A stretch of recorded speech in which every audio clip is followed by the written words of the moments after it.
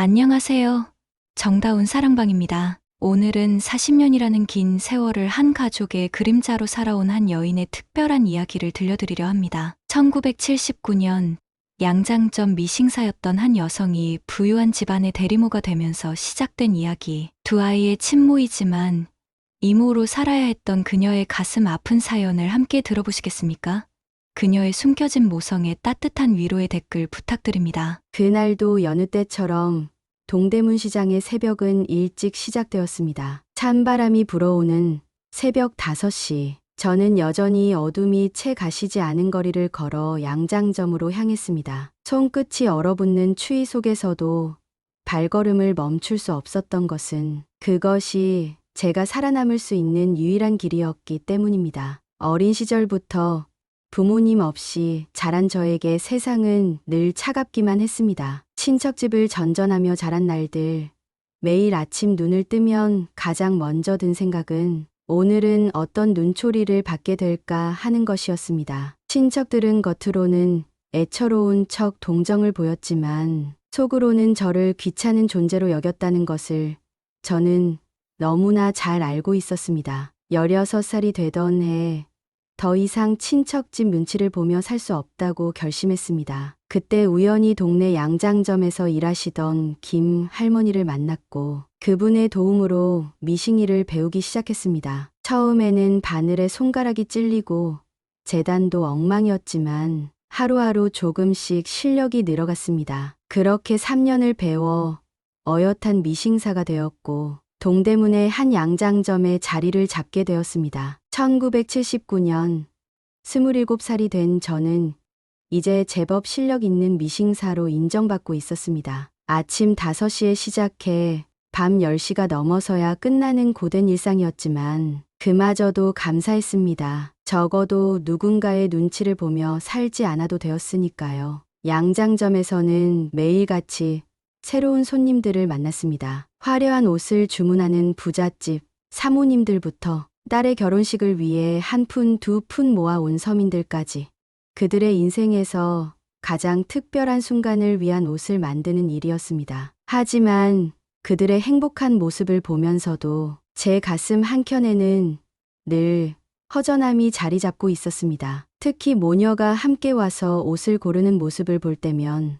가슴 한켠이 먹먹해졌습니다. 저에게는 그런 추억이 없었으니까요. 어머니의 얼굴도 목소리도 기억나지 않았습니다. 단지 희미한 기억 속에 따뜻한 손길만이 남아있을 뿐이었습니다. 그해 겨울은 유독 추웠습니다. 혼자 사는 단칸방은 아무리 연탄을 때워도 추위를 막을 수 없었습니다. 하지만 더 힘든 건 추위보다 더 무서운 것은 외로움이었습니다. 그래도 양장점에서 일하는 동안만큼은 그 외로움을 잠시나마 잊을 수 있었습니다. 매일 밤 일을 마치고 집으로 돌아가는 길에는 늘 하늘을 올려다보았습니다. 별들이 반짝이는 하늘을 보며 언젠가는 저에게도 따뜻한 가족이 생길까 하는 생각을 했습니다. 하지만 그것은 그저 꿈일 뿐이었습니다. 제가 할 수 있는 것은 오직 하나, 배고프지 않게 눈치 보지 않으며 살아가는 것이었습니다. 양장점 주인 아주머니는 저를 딸처럼 아껴주셨습니다. 때로는 늦게까지 일하는 저에게 따뜻한 차도 건네주시기도 하고 명절이면 떡과 과일을 챙겨주시기도 했습니다. 하지만 그마저도 저는 조심스러웠습니다. 세상에 공짜는 없다는 것을 너무나 잘 알고 있었기 때문입니다. 그렇게 하루하루를 살아가던 어느 날 제 인생을 완전히 바꿔놓을 한 손님이 찾아왔습니다. 양장점 창문으로 들어오는 햇살이 따스했고 저는 여느 때처럼 미싱 앞에 앉아 있었습니다. 그때 처음 서지연 여사님을 뵈었습니다.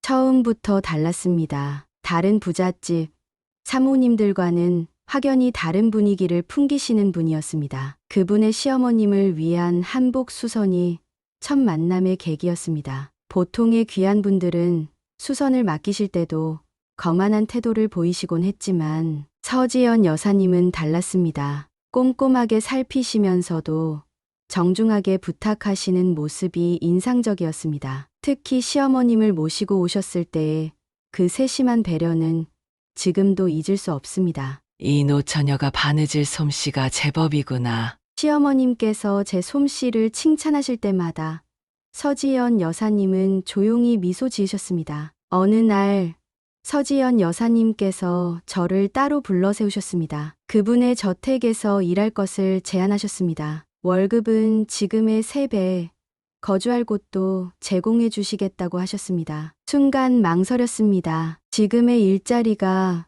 비록 고되긴 해도 이만큼 자유롭진 않을 것이라는 생각이 들었기 때문입니다. 하지만 서지연 여사님의 따뜻한 눈빛을 보며 마음이 흔들렸습니다. 그동안 살아오면서 그런 따뜻한 시선을 받아본 적이 없었습니다. 가족도 친척들도 보여주지 않았던 그런 진정성 있는 관심이었습니다. 결국 저는 그 제안을 받아들였습니다. 양장점 주인 아주머니께 죄송한 마음이 들었지만 제 인생의 새로운 전환점이 될 것 같은 예감이 들었습니다. 그리고 그 예감은 적중했습니다. 서지연 여사님의 저택은 제가 상상했던 것보다 훨씬 크고 웅장했습니다. 강남의 한적한 주택가에 자리 잡은 그곳은 마치 작은 궁전 같았습니다. 처음에는 그저 압도되기만 했습니다. 하지만 서지연 여사님께서는 첫날부터 저를 편안하게 대해주셨습니다. 하정 씨가 우리 집에서 일하게 된 것은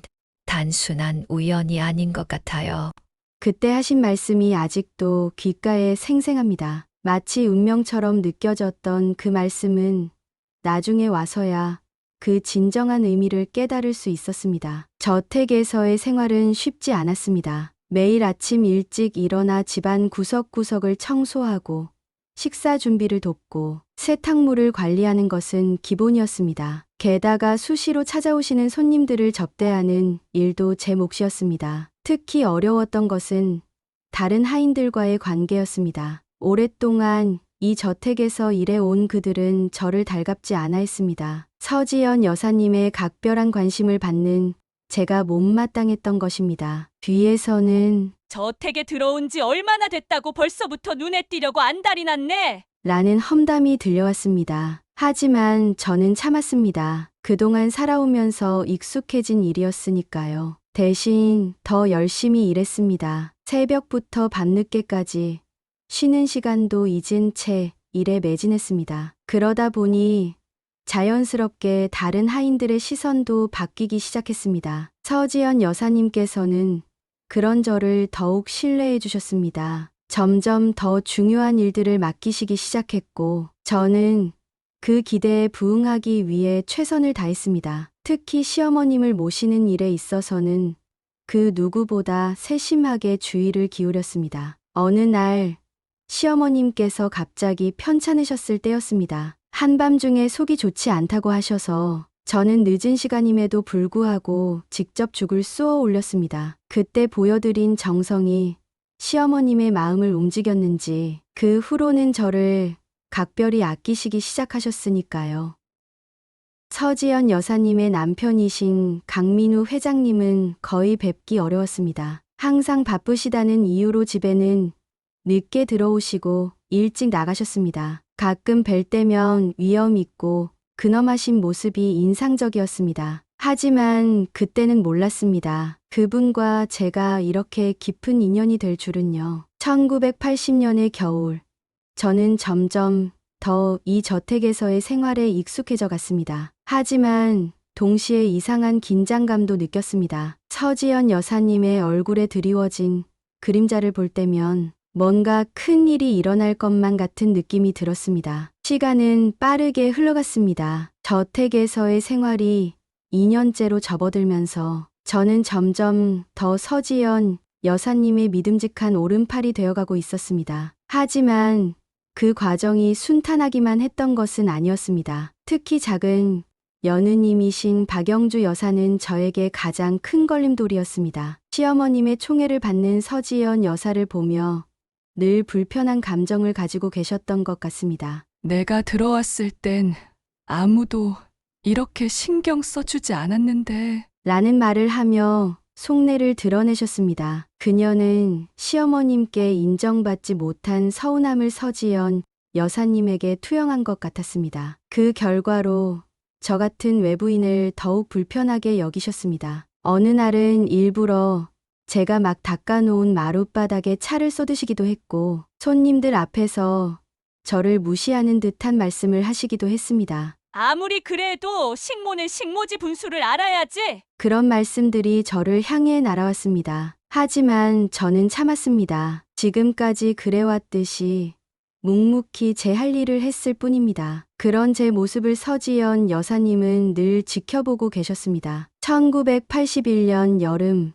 큰일이 있었습니다. 시어머님께서 갑자기 쓰러지신 것입니다. 그날따라 서지연 여사님도 다른 식구들도 모두 외출 중이었습니다. 저는 망설임 없이 시어머님을 부축해 병원으로 모셨고 밤새 곁을 지켰습니다. 다행히 큰 병은 아니었지만 그 일을 계기로 집안에서 제 입지가 더욱 단단해졌습니다. 박영주 여사도 그 후로는 노골적인 방해는 하지 않으셨습니다. 대신 음험한 소문을 퍼뜨리기 시작하셨죠. 제가 회장님을 유혹하려 한다느니, 서지연 여사님의 자리를 노린다느니 하는 말들이었습니다. 하지만 그런 소문도 오래가지는 않았습니다. 1982년 초 서지연 여사님께서 갑자기 저를 서재로 부르셨습니다. 그날 처음으로 여사님의 비밀을 알게 되었습니다. 결혼한 지 20년이 넘도록 자식이 없으시다는 것, 그리고 그것이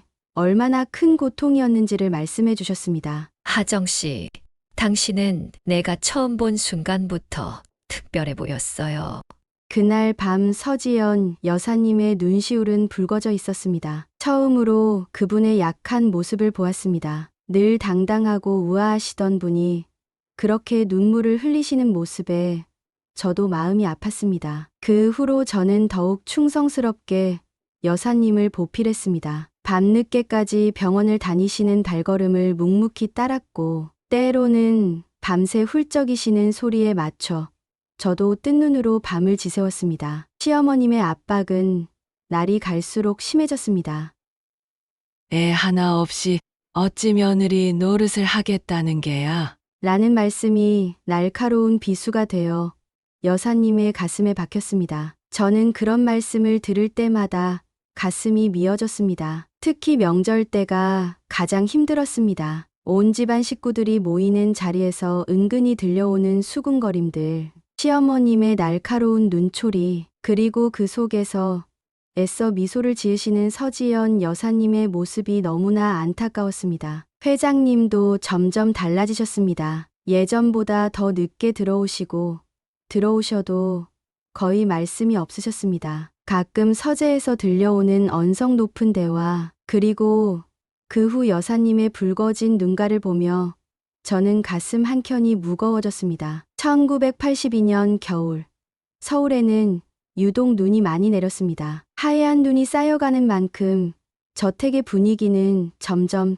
더 무거워져만 갔습니다. 서지연 여사님의 건강은 급속도로 나빠지기 시작했습니다. 그해 12월, 집안의 큰 어른이신 대종손 할아버님께서 직접 저택을 방문하셨습니다. 평소에는 명절에도 잘 나오지 않으시던 분이었기에 온 집안이 술렁였습니다. 저는 그날의 일을 잊을 수가 없습니다. 서재에서 들려오던 날카로운 목소리, 여사님의 흐느낌, 그리고 회장님의 무거운 한숨까지. 더 이상 기다릴 수 없다.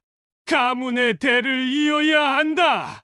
대종손 할아버님의 목소리는 서재 밖에까지 울려 퍼졌습니다. 그날 이후로 저택에는 이상한 소문들이 돌기 시작했습니다. 회장님의 재혼설, 첩을 드릴 것이라는 이야기까지. 특히 박영주 여사는 그런 소문을 더욱 부추기는 듯했습니다. 심지어는 자신의 동생을 회장님의 후처감으로 추천하려 했다는 이야기도 들려왔습니다. 가문의 혈통을 이어갈 자식이 필요하다는 영목하에 온갖 추악한 음모들이 꾸며지고 있었습니다. 서지연 여사님은 그 모든 것을 알고 계셨습니다. 하지만 아무 말씀도 하지 않으셨습니다. 대신 밤마다 촛불을 켜고 기도하셨습니다. 저는 그런 여사님의 모습을 멀리서 지켜볼 수밖에 없었습니다. 너무나 안타까웠지만 제가 할 수 있는 일이 아무것도 없었습니다. 설상가상으로 시어머님의 건강도 악화되기 시작했습니다. 평소 혈압이 높으셨던 시어머님은 손자 문제로 날마다 속을 끓이시다가 결국 쓰러지셨습니다. 병원에 입원하신 시어머님은 매일같이 서지연 여사님을 찾으셨고 그때마다 내가 살아생전에 손자 얼굴 한번 보고 싶구나. 라는 말씀을 하셨습니다. 그즈음 회장님도 많이 지쳐 보이셨습니다. 늘 위험 있고 단단해 보이시던 분이 어느새 한없이 나이 들어 보이셨습니다. 가끔 늦은 밤 서재에서 홀로 술을 마시는 모습을 보면 가문의 압박이 얼마나 무거운 것인지 느낄 수 있었습니다. 1982년이 저물어갈 무렵 마침내 가문에서 최후 통첩이 날아왔습니다. 1년 안에 후사 문제를 해결하지 못하면 세장님의 자리를 박영주 여사의 남편인 작은 아드님에게 넘기겠다는 것이었습니다. 그것은 단순한 협박이 아닌 실제 행동으로 옮겨질 수 있는 위협이었습니다. 그 통첩이 떨어진 날 처음으로 서지연 여사님의 완벽함이 무너지는 것을 보았습니다. 늘 우아하고 담담하게 모든 것을 받아들이시던 분이 그날만큼은 처절하게 무너지셨습니다. 방 안에서 들리는 물건 부서지는 소리, 그리고 이어지는 절규에 저는 그저 문 앞에서 눈물만 흘릴 수 있었습니다. 그런 와중에 박영주 여사의 행패는 더욱 심해졌습니다. 이제는 아예 노골적으로 서지연 여사님을 무시하기 시작했고, 심지어는 제가 있는 자리에서 부림인 며느리는 며느리가 아니지. 라는 말까지 서슴지 않고 내뱉었습니다. 하지만 그때 뜻밖의 일이 일어났습니다. 늘 박영주 여사의 편에 서 있던 다른 며느리들이 하나둘 등을 돌리기 시작한 것입니다. 서지연 여사님의 오랜 인내와 우아함이 만들어낸 작은 기적이었습니다. 결국 박영주 여사는 한동안 저택의 발길을 끊어야 했습니다. 그의 마지막 날, 서지연 여사님께서는 처음으로 저에게 속마음을 털어놓으셨습니다. 시집 올 때의 이야기부터 아이를 가지려 애쓰던 날들, 그리고 지금의 고통까지 마치 오랜 자매에게 말하듯 모든 것을 이야기하셨습니다. 그리고 그날 밤 저는 생각지도 못한 제안을 받게 되었습니다. 하정 씨, 당신에게 큰 부탁을 하나 해도 될까요? 그 말씀을 하실 때의 목소리는 제가 한 번도 들어본 적 없는 나직하고 떨리는 음성이었습니다. 그리고 이어진 말씀은 제 인생을 완전히 뒤바꿔 놓았습니다. 대리모가 되어달라는 부탁이었습니다. 순간 머릿속이 하얘졌습니다. 귀를 의심했습니다. 하지만 서지연 여사님의 진지한 눈빛은 이것이 현실임을 말해주고 있었습니다. 여사님은 천천히 하나하나 설명해 주셨습니다. 회장님의 아이를 제가 대신 낳아주면 그 아이를 친자식으로 키우시겠다고, 저에게는 평생 넉넉한 생활을 보장해 주시겠다고. 단 사람은 하게 됩니다. 하정 씨가 아니면은 여사님의 말씀에는 절박함이 묻어 있었습니다. 그동안 제가 보여준 성실함과 신뢰가 이런 제안으로 이어질 줄은 상상도 못했습니다. 저는 대답을 못하고 그저 굳어 있었습니다. 그날 이후로 며칠 동안 저는 잠을 이루지 못했습니다. 한편으로는 두려웠습니다. 이것이 과연 옳은 일인지, 제가 감당할 수 있는 일인지. 하지만 다른 한편으로는 서지연 여사님의 절박한 상황이 가슴 아프게 다가왔습니다. 특히 시어머님의 건강이 날로 악화되어 가는 것을 보며 더욱 마음이 무거워졌습니다. 내가 죽기 전에 손자 얼굴 한번 보고 싶구나. 라는 시어머님의 말씀이 날마다 여사님의 가슴을 파고들었습니다. 그리고 그 아픔은 고스란히 저의 아픔이 되어 있었습니다. 한 달이 지났을까, 여사님은 다시 저를 부르셨습니다. 이번에는 좀 더 구체적인 이야기였습니다. 모든 것이 비밀리에 진행될 것이며 법적인 보호장치도 마련하겠다고 하셨습니다. 제가 원한다면 아이를 낳은 후 외국으로 보내주시겠다는 말씀도 하셨습니다. 하지만 그보다 더 마음을 움직인 것은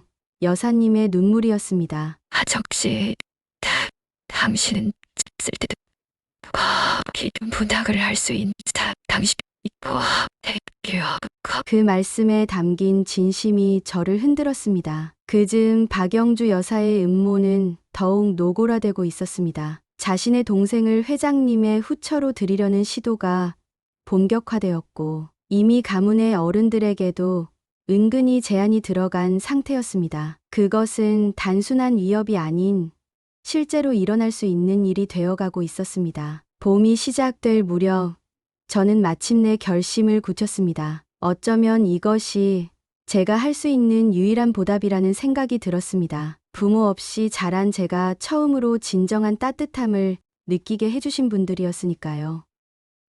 여사님, 제가 하겠습니다. 그 말을 꺼내는 순간 여사님은 저를 끌어안고 오열하셨습니다. 그동안 늘 우아하고 침착하기만 하셨던 분이 그렇게 흐느끼시는 모습을 보며 저도 눈물을 참을 수 없었습니다. 하지만 그것은 시작에 불과했습니다. 이제부터 진짜 시험이 시작될 것임을 그때의 저는 미처 알지 못했습니다. 특히 회장님을 설득하는 과정이 얼마나 힘들 것인지, 그리고 그 과정에서 어떤 일들이 벌어질지 상상조차 하지 못했습니다. 서지연 여사님은 조심스럽게 회장님께 이 이야기를 꺼내기 시작하셨습니다. 처음에는 완강하게 거부하시던 회장님도 시간이 지나면서 조금씩 마음이 흔들리는 듯 했습니다. 특히 박영주 여사의 계략이 더욱 노골화되면서 이것이 최선의 선택일 수도 있다는 생각이 드셨나 봅니다. 여름이 다가올 무렵 마침내 모든 결정이 내려졌습니다. 철저한 비밀 유지를 전제로 이 계획을 실행하기로 한 것입니다. 그리고 저는 그렇게 운명의 큰 물결 속으로 발을 내딛게 되었습니다. 1983년 가을 모든 절차가 시작되었습니다. 우선 철저한 비밀 유지 계약이 진행되었습니다. 변호사를 통해 작성된 서류들은 저희 미래와 권리를 보장하는 동시에 영원히 이 비밀을 지켜야 한다는 무거운 책임도 함께 담고 있었습니다. 계약서에 서명하는 순간 제 손이 떨렸습니다. 그것은 단순한 문서가 아닌 제 인생을 완전히 바꿀 운명의 문이었으니까요. 서명을 마친 후 서지연 여사님께서는 저를 꼭 껴안아 주셨습니다. 그 포옹에는 감사와 미안함, 그리고 애틋함이 모두 담겨 있었습니다. 그날 이후로 제 삶은 완전히 달라졌습니다. 매일 밤 회장님의 침실로 향하는 발걸음은 천근만근이었습니다. 차가운 대리석 복도를 걸을 때마다 제 심장은 터질 듯이 뛰었고 손끝은 얼음장처럼 차가웠습니다. 그 순간만큼은 도망가고 싶다는 생각뿐이었습니다. 특히 어려웠던 것은 아침이었습니다. 마주칠 때마다 피하는 회장님의 시선, 그리고 평소와 달라진 듯 굳어있는 서지연 여사님의 표정을 보는 것이 너무나 고통스러웠습니다. 하지만 저희 셋 모두 이것이 피할 수 없는 운명이라는 것을 알고 있었습니다. 서지연 여사님은 저를 위해 조용한 별채를 마련해 주셨습니다. 그곳은 넓은 정원 너머에 있어 사람들의 눈에 잘 띄지 않는 곳이었습니다. 하지만 매일 밤 그곳을 오가는 발걸음은 제 영혼을 조금씩 갉아먹었습니다. 서지연 씨, 요즘 왜 그렇게 조심스러워요? 혹시 무슨 일이 있는 거 아니에요? 박영주 여사는 마치 무언가를 눈치챈 듯한 태도로 물었습니다. 서지연 여사님은 태연하게 웃으며 대답하셨지만 그 눈빛에는 불안감이 스쳐 지나갔습니다. 며칠 후 박영주 여사는 직접 저를 불러냈습니다. 하정 씨, 이상하네요. 왜 요즘 그렇게 피곤해 보이죠? 별채에서 무슨 일이 있나 봐요. 그녀의 말에 저는 순간 멈칫했지만 애써 평정을 유지하려 했습니다. 11월 말 드디어 임신이 확인되었습니다. 그날 서지연 여사님은 눈물을 멈추지 못하셨습니다. 하지만 그것은 기쁨의 눈물만은 아니었습니다. 그 눈물 속에는 저를 향한 미안함도 깊이 담겨 있었습니다. 하정 씨, 지금부터 힘들 거예요. 하지만 가까이 주세요. 그 말씀에 저는 고개를 끄덕일 수밖에 없었습니다. 이제 더 큰 과제가 남아 있었습니다. 바로 이 사실을 완벽하게 숨기는 일이었습니다. 임신 초기의 입덧을 숨기는 것부터가 큰 시련이었습니다. 아침마다 찾아오는 메스꺼움을 참으며 일상적인 표정을 지어야 했고, 주방 일을 할 때면 음식 냄새에 숨이 막히는 것을 꼭 참아야 했습니다. 특히 힘들었던 것은 회장님을 마주하는 순간이었습니다. 이제는 그분의 아이를 뱃속에 품고 있다는 사실이 저를 무겁게 짓눌렀습니다. 복도에서 마주칠 때면 고개를 푹 숙인 채 빠르게 지나갔고 혹시라도 눈이 마주치지 않을까 조심했습니다. 1983년의 마지막 날, 저는 별채의 작은 방에서 홀로 해를 보냈습니다. 창밖으로 보이는 불꽃놀이를 보며 이제 시작될 새로운 삶에 대한 두려움과 기대가 교차했습니다. 그리고 그날 밤, 처음으로 뱃속 아이의 작은 움직임을 느꼈습니다. 그 순간 저는 깨달았습니다. 이제 돌이킬 수 없는 길을 걷기 시작했다는 것을. 1984년의 봄은 유난히도 따뜻했습니다. 저는 이제 서지연 여사님의 안방에서 지내게 되었습니다. 바깥 세상에는 제가 시골 친척집에 다녀온다고 알려졌지만 사실은 여사님의 방 안에서 숨어 지내고 있었습니다. 서지연 여사님은 마치 연극을 하듯 임신한 척 하셨습니다. 아침마다 일부러 구역질을 하시는 모습을 보이셨고 점점 배가 불러오는 것처럼 보이도록 옷차림도 조심스럽게 바꾸셨습니다. 저는 그런 여사님을 보며 안쓰러웠지만 한편으로는 감사했습니다. 저를 위해 이렇게까지 해주시니까요. 방 안에서의 생활은 외롭지 않았습니다. 여사님께서는 틈만 나면 저와 함께 계셨고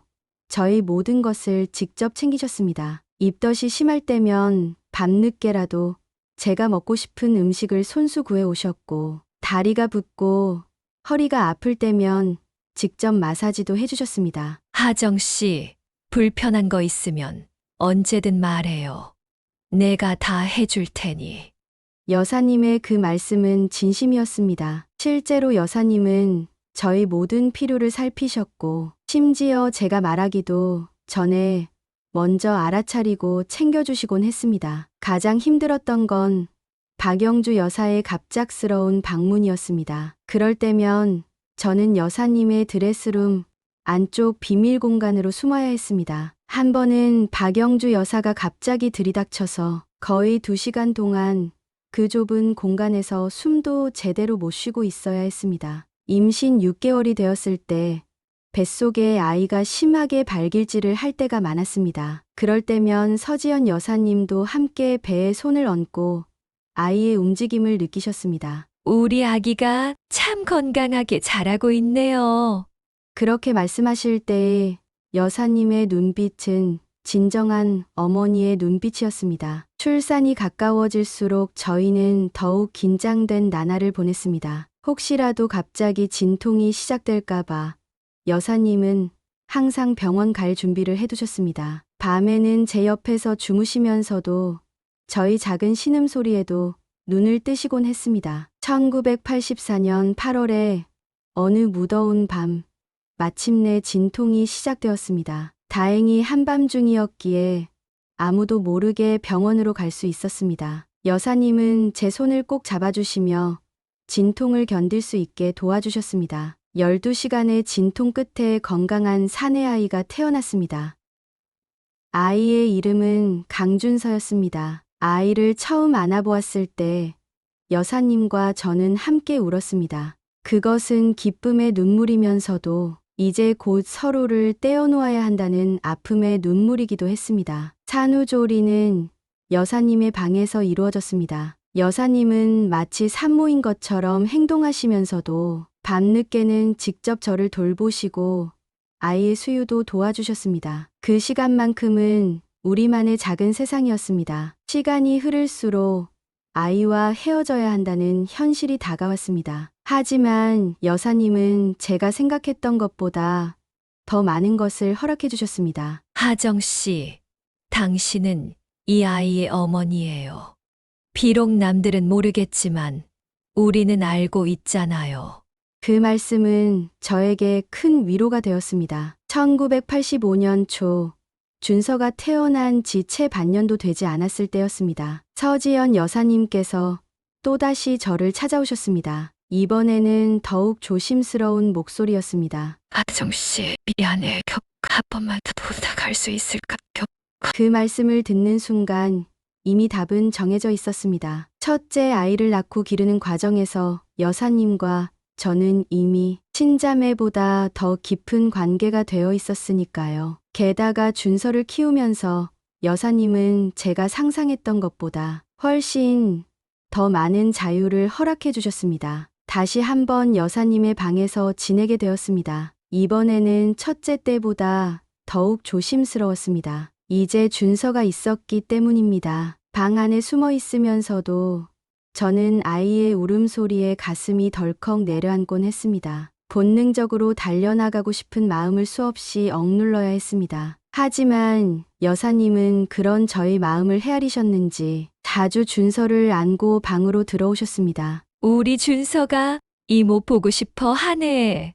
그렇게 말씀하시며 아이를 제게 안겨주실 때면 저는 눈물을 참을 수가 없었습니다. 임신 중기에 접어들 무렵 뜻밖의 사건이 있었습니다. 박영주 여사가 준서의 이목구비가 저와 닮았다며 의심하기 시작한 것입니다. 이상하게 서하정 씨랑 눈매가 비슷해 보이네요. 그런 말을 하고 다닌다는 소문이 들려왔습니다. 서지연 여사님은 침착하게 대처하셨습니다. 오히려 박영주 여사의 말을 받아들이시며 그러게요. 우리 하정이가 외가 쪽이랑 닮았나 봐요. 라고 대수롭지 않게 넘기셨습니다. 그리고는 일부러 다른 하인들 앞에서 제 고향이 준서의 외가와 같은 지역이라는 이야기를 흘리셨습니다. 여름이 깊어갈수록 뱃속의 아이는 건강하게 자라났습니다. 이번에는 태동이 더욱 활발했습니다. 여사님은 이번에는 분명 딸일 거예요. 라고 확신하셨습니다. 밤마다 저희는 아이의 이름을 고르며 즐거운 시간을 보냈습니다. 출산은 첫째 때보다 수월했습니다. 1985년 9월에 어느 새벽 예정일보다 조금 일찍 진통이 시작되었습니다. 여사님은 이미 모든 준비를 해두고 계셨고 아무도 모르게 병원으로 향했습니다. 8시간의 진통 끝에 예쁜 여자아이가 태어났습니다. 아이의 이름은 강서아로 정해졌습니다. 하정 씨, 이번에는 우리 둘 다 딸을 얻은 거예요. 라고 말씀하시며 환하게 웃으시던 모습이 지금도 생생합니다. 산후조리 기간 동안 여사님은 더욱 세심하게 저를 보살펴 주셨습니다. 이제는 준서도 제법 걸음마를 할 줄 알게 되어 가끔 방으로 아장아장 걸어와 저를 찾곤 했습니다. 그럴 때면 여사님, 우리 준서가 동생 생겼다고 좋아하나 봐요. 라며 너그럽게 웃어 넘기셨습니다. 서아는 준서와는 다른 아이였습니다. 태어날 때부터 눈이 크고 선이 고운 아이였습니다. 특히 웃을 때면 보조개가 깊게 패이는 모습이 여사님과 꼭 닮았습니다. 저는 그런 서아를 보며 이상한 안도감을 느꼈습니다. 적어도 이 아이는 저를 닮지 않아 의심을 살 일은 없을 테니까요. 하지만 두 아이를 동시에 떠나보내야 한다는 것은 더욱 큰 아픔이었습니다. 특히 준서가 이제 막 말을 배우기 시작해 이모라고 부를 때면 그것이 제게 허락된 유일한 호칭이라는 사실에 가슴이 미어졌습니다. 그럴 때마다 서지연 여사님은 저를 꼭 안아주셨습니다. 하정 씨가 있어서 정말 다행이에요. 당신은 이미 우리 가족이에요. 말씀은 제게 큰 위로가 되었습니다. 록 세상에는 알릴 수 없는 비밀이지만 적어도 이 방 안에서만큼은 저희는 진정한 가족이었으니까요. 1986년 봄, 서아가 6개월이 되었을 무렵이었습니다. 계약대로라면 제가 떠나야 할 시간이 다가오고 있었습니다. 여사님께서는 이미 제가 살 집도 알아보시고 새로운 삶을 시작할 수 있도록 모든 준비를 해주고 계셨습니다. 떠날 날짜를 이틀 앞둔 어느 날 밤이었습니다. 짐도 거의 다 싸놓은 상태였고 이제 인사만 남겨둔 상황이었습니다. 그날따라 준서가 열이 나서 보채고 있었고 서아도 계속 울음을 터뜨렸습니다. 마치 제가 떠나는 것을 알기라도 하는 것처럼요. 이모, 준서가 제 치맛자락을 잡고 늘어지며 울었습니다. 이제 막 두 돌이 지난 아이였지만 그 눈빛만큼은 마치 어른처럼 슬퍼 보였습니다. 서아는 더욱 심했습니다. 평소에는 잘 안기지도 않던 아이가 그날은 제 품에서 떨어지지 않으려 했습니다. 한밤중이 되어서야 아이들이 잠들었습니다. 저는 마지막으로 아이들의 얼굴을 똑똑히 보아두려 했습니다. 준서의 통통한 볼, 서아의 보조개, 그 모든 것을 제 기억 속에 새기고 싶었습니다. 그때 서지연 여사님이 조용히 방으로 들어오셨습니다. 여사님의 목소리가 떨렸습니다. 평소에 단아하고 의연하던 모습은 온데간데 없이 사라지고 그저 한 여인으로서 서 계셨습니다. 부귀와 함께 살아요. 순간 저는 귀를 의심했습니다. 하지만 여사님은 계속해서 말씀하셨습니다. 하정씨 없이는 이들을 키울 수 없어요. 하정씨는 이미 우리 가족이에요. 아이들의 이모로 함께 자라주세요. 부탁이에요. 그 말씀을 들으며 저는 무너져 내렸습니다. 사실 저도 떠나고 싶지 않았습니다. 하지만 그것이 제가 해야 할 일이라고, 그것이 옳은 일이라고 스스로를 설득해왔습니다. 그런데 여사님의 그 말씀은 제 모든 결심을 흔들어 놓았습니다. 하지만 박영주 여사님이 계속 의심하실 텐데요. 제가 걱정스레 말씀드리자 여사님은 단호하게 고개를 저으셨습니다. 더 이상 그 사람 신경 쓰지 마세요. 하정 씨는 제가 지킬게요. 그날 밤 저희는 밤새도록 이야기를 나눴습니다. 여사님은 구체적인 계획을 말씀해 주셨습니다. 알아보니 저를 먼 친척이었었다고 소개하고 아이들의 이모로서 이 집에서 함께 살자고 하셨습니다. 그리고 무엇보다 이것은 여사님 혼자만의 결정이 아니었습니다. 회장님도 동의하셨어요. 그 말씀을 들었을 때 저는 놀라지 않을 수 없었습니다. 회장님께서 직접 말씀하셨어요. 하정 씨가 있어서 다행이라고. 그제서야 저는 알 수 있었습니다. 지난 시간 동안 제가 보여준 진심이 세장님의 마음도 움직였다는 것을. 비록 겉으로는 서로 외면하고 지냈지만 회장님도 저를 지켜보고 계셨던 것입니다. 시어머님께도 이미 양해를 구하셨다고 했습니다. 어머님께서도 하정 씨를 믿으세요. 준서와 서아를 위해서라도 하정 씨가 필요하다고 하셨어요. 결국 저는 머물기로 했습니다. 그것은 제 인생에서 가장 큰 결정이었지만 동시에 가장 자연스러운 선택이기도 했습니다. 이미 저희는 피보다 더 깊은 유대로 맺어져 있었으니까요. 다음 날 저는 짐을 다시 풀었습니다. 준서가 제 방으로 뛰어들어와 이모, 이모 하며 좋아하는 모습을 보며 처음으로 진정한 가족의 의미를 느낄 수 있었습니다. 저에게는 이제 지켜야 할 소중한 가족이 생긴 것입니다. 1986년의 여름, 저는 공식적으로 이 가문의 일원이 되었습니다. 서지연 여사님은 저를 친정 먼 친척이라고 소개하셨고 이모뻘 되는 친척이라 이제부터 이 집에서 함께 지내게 될 거라고 하셨습니다. 처음에는 낯선 시선들이 많았습니다. 특히 박영주 여사는 여전히 의심의 눈초리를 거두지 않았습니다. 갑자기 친척이라고 이상하지 않아요? 라며 응엄한 소리를 내었지만 이제는 서지연 여사님께서 당당하게 맞서주셨습니다. 영주 씨, 하정 씨는 우리 어머님께서도 인정하신 분이에요. 더 이상의 말씀은 삼가주세요.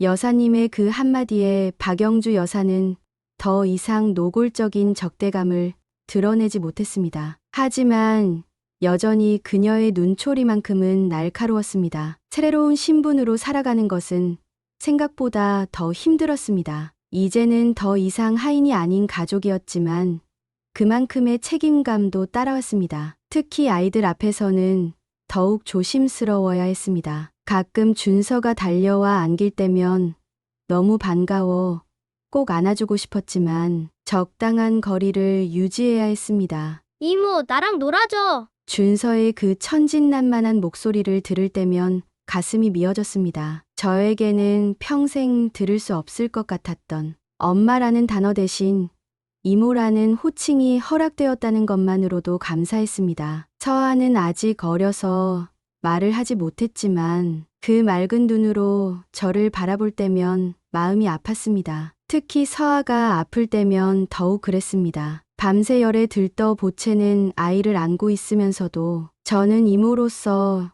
나도 걱정할 수 있었습니다. 서지연 여사님은 그런 저희 마음을 알아주셨습니다. 다른 사람들이 없을 때면 아이들을 마음껏 안아주게 해주셨고, 때로는 일부러 저와 아이들만의 시간을 만들어주시기도 했습니다. 하정 씨, 오늘은 아이들과 정원에서 놀아주세요. 제가 다른 사람들은 다 막을 테니. 회장님과의 관계도 조심스럽게 변화했습니다. 이제는 더 이상 하인이 아닌 친척으로서 인사를 드려야 했습니다. 처음에는 어색했지만 회장님께서도 조금씩 마음을 열어주셨습니다. 특히 준서가 저를 따르는 모습을 보실 때면 회장님의 눈빛이 한결 부드러워지는 것을 느낄 수 있었습니다. 시어머님께서는 의외로 저를 많이 아껴주셨습니다. 하정이가 있어서 다행이야. 우리 손주들이 이렇게 잘 자라는 것도 다 하정이 덕분이지. 그런 말씀을 하실 때면 저는 눈물이 날 것 같았습니다. 저택의 다른 하인들의 태도도 달라졌습니다. 이제는 제가 명령을 내리는 위치가 되었지만 저는 결코 그들을 함부로 대하지 않았습니다. 제가 그들의 처지를 너무나 잘 알고 있었기 때문입니다. 대신 그들의 어려움을 살피고 도와주려 노력했습니다. 1986년의 겨울, 첫 번째 명절을 맞이했습니다. 이제는 가족으로서 명절 준비를 도왔습니다. 차례상을 준비하고 세배를 받고 친척들과 이야기를 나누는 모든 순간이 낯설면서도 행복했습니다. 특히 준서와 서아가 새해 복주머니를 받아들고 좋아하는 모습을 보며 저는 이것이 제가 있어야 할 자리라는 확신이 들었습니다. 하지만 그 이면에는 늘 긴장감이 존재했습니다. 자칫 실수라도 하면 모든 것이 무너질 수 있다는 두려움이 항상 저를 따라다녔습니다. 그래서 더욱 조심스럽게, 하지만 진심을 다해 이 가족을 위해 살아가기로 했습니다. 1990년대는 아이들의 성장과 함께 빠르게 흘러갔습니다. 준서가 초등학교에 입학하던 날, 저는 멀리서 그 모습을 지켜볼 수밖에 없었습니다. 입학식이 끝난 후 준서가 저에게 달려와 자랑스레 책가방을 보여줬습니다. 이모, 나 이제 학교 다녀. 그 순수한 미소를 보며 저는 눈물을 삼켜야 했습니다. 곧이어 서아도 유치원에 다니기 시작했습니다. 두 아이 모두 똑똑하고 밝은 아이들로 자라났습니다. 하지만 시간이 흐를수록 더 큰 시련이 다가왔습니다. 준서가 초등학교 3학년이 되었을 때 처음으로 가족 관계에 대해 질문하기 시작했습니다. 이모는 왜 우리 집에서 같이 살아요? 그 순수한 질문 앞에서 저는 가슴이 미어졌습니다. 서지연 여사님은 침착하게 대처하셨습니다. 준서야, 하정 이모는 엄마의 오랜 친구이자 가족이란다. 이모가 없었다면 엄마도 아빠도 많이 힘들었을 거야. 그 말씀을 하실 때에 여사님의 눈빛은 진심이었습니다. 중학생이 된 준서는 더욱 듬직해졌습니다. 공부도 잘했고 리더십도 있어서 반장도 도맡아 했습니다. 하지만 사춘기가 찾아오면서 예민해진 준서는 가끔 저를 의식하는 듯 했습니다. 특히 친구들이 놀러 왔을 때면 저를 어떻게 소개해야 할지 망설이는 모습이 역력했습니다. 서아는 달랐습니다. 중학생이 된 후에도 여전히 저를 친근하게 대했고 오히려 더 많은 이야기를 나누려 했습니다. 이모, 나 오늘 학교에서 있었던 일 들어볼래? 그렇게 시작되는 대화는 늘 저에게 큰 위로가 되었습니다. 1995년 준서가 고등학교에 입학했을 때는 정말 자랑스러웠습니다. 강남의 명문 고등학교에 당당히 합격한 것입니다. 하지만 그 즈음 박영주 여사가 다시 한번 의심의 눈초리를 보내기 시작했습니다. 준서가 하정 씨를 닮아가는 것 같아요. 특히 눈매가. 그때도 서지연 여사님께서 막아주셨습니다. 영주 씨, 그런 말씀은 이제 그만 좀 하세요. 준서는 제 아들이에요. 그 말씀에는 어떤 반박도 허용하지 않는 단호함이 있었습니다. 고등학생이 된 준서는 점점 더 바빠졌습니다. 새벽부터 밤늦게까지 공부하는 모습을 보며 저는 몰래 간식을 준비해 그의 책상에 올려두곤 했습니다. 때로는 깊은 밤중에 공부하다 잠든 준서를 발견하면 살며시 이불을 덮어주기도 했습니다. 서아 역시 중학교에서 고등학교로 진학하면서 바빠졌습니다. 그 아이는 어릴 때부터 의사가 되고 싶다고 했습니다. 아픈 사람들을 돕고 싶어요, 이모. 그 말을 들을 때마다 저는 가슴 한켠이 뭉클해졌습니다. 1999년 세기말이 다가오던 그때 준서는 대학 입시를 준비하고 있었고 서아는 고등학교 2학년이 되어 있었습니다. 두 아이 모두 자신의 꿈을 향해 힘차게 달려가고 있었습니다. 저는 그저 멀리서 지켜볼 수밖에 없었지만 그것만으로도 행복했습니다. 하지만 가끔 밤중에 혼자 있을 때면 마음 한켠이 무너져 내리곤 했습니다. 특히 준서가 대학 원서를 쓰는 것을 도와주면서 부모님 직업란에 다른 이름이 적히는 것을 볼 때면 참을 수 없는 슬픔이 밀려왔습니다. 그럴 때마다 서지연 여사님은 제 손을 꼭 잡아주셨습니다. 하정 씨, 당신이 있어서 정말 다행이에요. 2000년 겨울 대학 수학 능력 시험 날이었습니다. 준서가 시험장으로 떠나는 모습을 지켜보며 저는 기도를 했습니다. 시험 당일 준서는 평소와 다름없이 침착해 보였습니다. 하지만 그의 손이 떨리는 것을 보며 저도 모르게 안아주고 싶은 마음을 꼭 눌러야 했습니다. 대신 우리 준서 잘 될 거야 라는 말을 건네는 것으로 제 마음을 대신했습니다. 합격 발표 날 저는 밤새 잠을 이루지 못했습니다. 새벽에 발표된 합격자 명단에서 준서의 이름을 발견했을 때 저는 화장실에 숨어 울었습니다. 서울대학교 경영학과 가문의 기대에 걸맞은 완벽한 결과였습니다. 준서의 입학식 날 저는 멀리서 지켜볼 수밖에 없었습니다. 하지만 그날 밤 준서가 제 방을 찾아왔습니다. 이모, 고마워요. 이모가 늘 응원해 주셔서 제가 여기까지 올 수 있었어요. 그 말을 듣는 순간 저는 눈물을 참을 수가 없었습니다. 서아는 그의 수능을 준비하고 있었습니다. 어릴 때부터 의사가 되고 싶다던 그 꿈을 이루기 위해 밤낮으로 공부했습니다. 가끔 늦은 밤 공부하다 지친 서아를 발견하면 저는 몰래 서아의 책상에 따뜻한 우유를 두고 오곤 했습니다. 2001년 드디어 서아도 수능을 치렀습니다. 그리고 놀라운 결과가 나왔습니다. 서울대학교 의과대학 합격. 서지연 여사님은 기쁨의 눈물을 흘리셨고 회장님도 흐뭇한 미소를 지으셨습니다. 저는 그저 멀리서 그 모습을 지켜보며 행복했습니다. 대학생이 된 두 아이는 더욱 바빠졌습니다. 준서는 경영학을 전공하면서 회사 경영을 배우기 시작했고 서아는 의대 공부에 매진했습니다.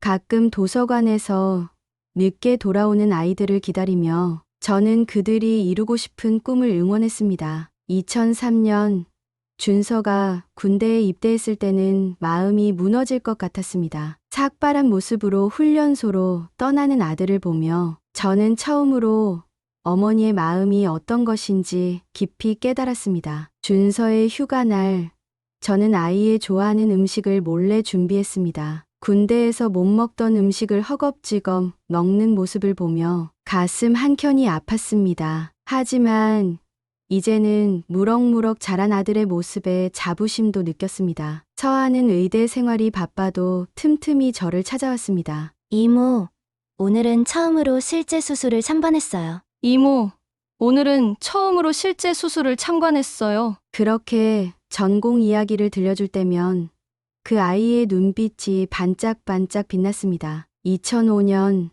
준서가 제대하고 복학할 때쯤 서아는 본격적인 임상 실습을 시작했습니다. 두 아이 모두 자신들의 길을 향해 힘차게 나아가는 모습을 보며 저는 이런 생각이 들었습니다. 비록 제가 그들의 진짜 어머니임을 말할 수는 없지만 이렇게라도 곁에서 지켜볼 수 있다는 것이 얼마나 큰 축복인지를. 2010년 준서가 대학원을 마치고 회사에 들어갔습니다. 말단 사원으로 시작했지만 그의 능력은 금세 빛을 발했습니다. 회장님은 준서를 자랑스러워하셨고 서지연 여사님은 기쁨의 미소를 감추지 못하셨습니다. 저는 그저 멀리서 그 모습을 지켜볼 수밖에 없었습니다. 특히 힘들었던 것은 준서의 결혼식이었습니다. 2012년 봄, 준서는 좋은 집안의 따님과 혼인을 하게 되었습니다. 결혼식장에서 저는 먼 친척이라는 명목으로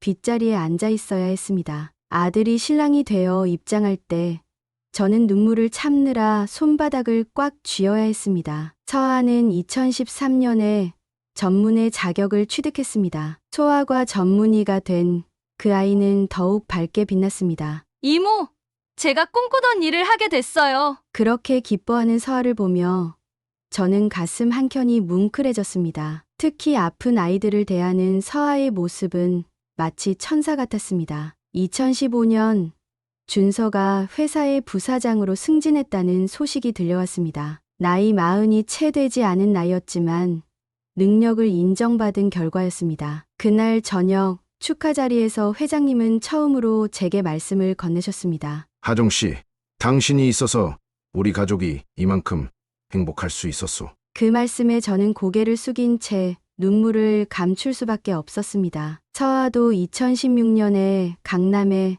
자신의 병원을 개원했습니다. 소아과 의사가 된 그 아이는 환자들 사이에서 천사 선생님으로 불렸습니다. 특히 경제적으로 어려운 아이들을 위해 무료 진료를 하는 모습을 보며 저는 그 아이가 얼마나 따뜻한 마음을 가졌는지 다시 한번 느낄 수 있었습니다. 2017년 준서의 첫 아이가 태어났습니다. 제 손자를 안아보는 순간 저는 또다시 눈물을 참아야 했습니다. 아기의 작은 손가락이 제 손가락을 꼭 쥐었을 때 그 따스함이 준서가 태어났을 때와 똑같았습니다. 서아의 결혼식은 2018년 가을에 있었습니다. 역시나 저는 뒷자리에서 지켜볼 수밖에 없었지만 아름다운 신부가 된 딸을 보며 가슴이 벅차올랐습니다. 결혼식이 끝나고 서아가 저를 찾아와 안겼을 때 저는 그 포옹의 의미를 온전히 이해할 수 있었습니다. 2019년이 되자 준서는 회장 자리에 오를 준비를 시작했습니다. 이제는 어엿한 기업인이 된 준서의 모습에서 회장님의 젊은 시절이 겹쳐 보였습니다. 특히 직원들을 대하는 자상한 모습은 꼭 회장님을 닮았습니다. 서아의 병원은 더욱 번창했고 9년에는 분원까지 열게 되었습니다. 서아는 여전히 봉사활동을 멈추지 않았고 저소득층 아이들을 위한 무료 진료 프로그램을 확대해 나갔습니다. 이모, 제가 이런 일을 할 수 있는 건 모두 이모 덕분이에요. 그 말을 들을 때마다 저는 가슴이 먹먹해졌습니다. 박영주 여사는 이제 나이가 들어 많이 수그러들었지만 가끔씩 여전히 의심의 눈초리를 보내곤 했습니다. 하지만 이제는 더 이상 두렵지 않았습니다. 제 자리를 지켜준 서지연 여사님이 계셨고 무엇보다 당당하게 자신의 길을 걸어가는 두 아이들이 있었기 때문입니다. 밤이면 저는 여전히 그들의 어린 시절 사진을 보곤 했습니다. 첫 돌 사진부터 학창 시절, 그리고 이제는 성공한 사회인이 된 그들의 모습까지. 비록 제가 그들의 진짜 어머니임을 말할 순 없지만 이렇게라도 그들의 행복한 모습을 지켜볼 수 있다는 것만으로도 감사했습니다. 2020년 코로나라는 큰 위기가 닥쳤을 때도 우리 가족은 더욱 단단해졌습니다. 서아는 최전선에서 아이들을 치료하느라 눈코 뜰 새 없이 바빴고 준서는 회사를 지키기 위해 고군분투했습니다. 저는 그저 멀리서 그들의 안전을 기도할 수밖에 없었습니다. 2021년 봄, 서아가 임신 소식을 전해왔습니다. 첫 손주였던 준서의 아이에 이어 이제 둘째 손주를 맞이하게 된 것입니다. 서아는 임신 중에도 병원 일을 멈추지 않았습니다. 이모, 이런 시기일수록 아픈 아이들이 더 필요로 하잖아요. 라며 말하는 모습이 마치 젊은 시절 서지연 여사님과 똑 닮아 보였습니다. 준서의 아이는 이제 초등학교에 들어갔습니다. 등하교길에 가끔 마주치면 이모 할머니! 하고 반갑게 불러주었습니다. 그 목소리를 들을 때면 준서가 어렸을 때 이모!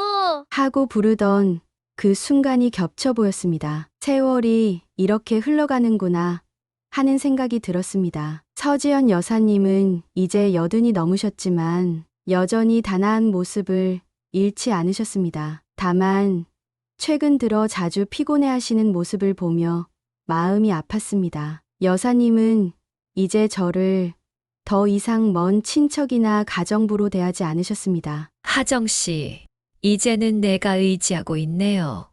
그렇게 말씀하시며 제 손을 꼭 잡아주시곤 했습니다. 2022년 겨울, 서아가 드디어 출산을 했습니다. 딸아이였습니다. 서아는 제게 아이의 이름을 지어달라고 부탁했습니다. 저는 오랜 시간 고민 끝에 서하라고 지었습니다. 서지연 여사님의 서자와 제 이름의 하자를 따서 지은 이름이었습니다. 회장님은 이제 거의 은퇴하신 상태였지만 가끔 준서에게 조언을 해주시곤 했습니다. 그런 두 사람의 모습을 보고 있노라면 세월의 흐름이 참 감사하게 느껴졌습니다. 특히 회장님께서 저를 보실 때마다 하정 씨, 수고가 많소.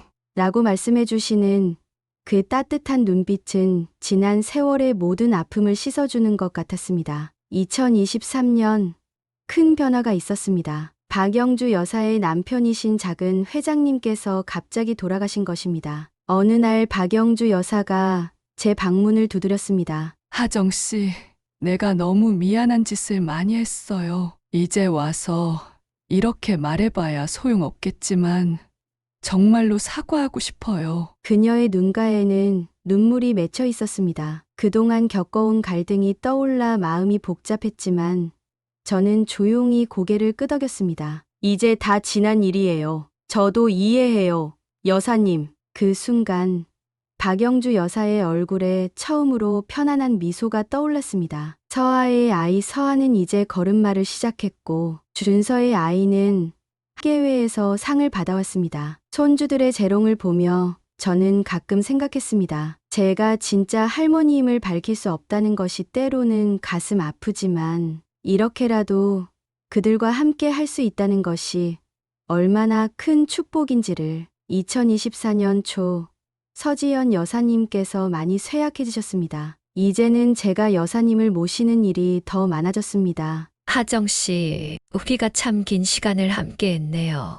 그렇게 말씀하시는 여사님의 손을 잡고 있으면 마치 친자매처럼 깊은 유대감을 느낄 수 있었습니다. 저는 이제 72이 되었습니다. 머리도 많이 휘어졌고 걸음도 느려졌습니다. 하지만 마음만은 여전히 따뜻했습니다. 준서와 서아가 이룬 가정을 보며 그리고 그들의 자녀들이 자라나는 모습을 지켜보며 저는 생각했습니다. 비록 제 존재는 영원히 비밀로 남겠지만 이렇게 행복한 가족의 그림자가 되어 지켜볼 수 있다는 것, 그것만으로도 제 인생은 충분히 의미 있었다고 생각합니다. 정다운 사랑방의 오늘 이야기 잘 들어주셨나요?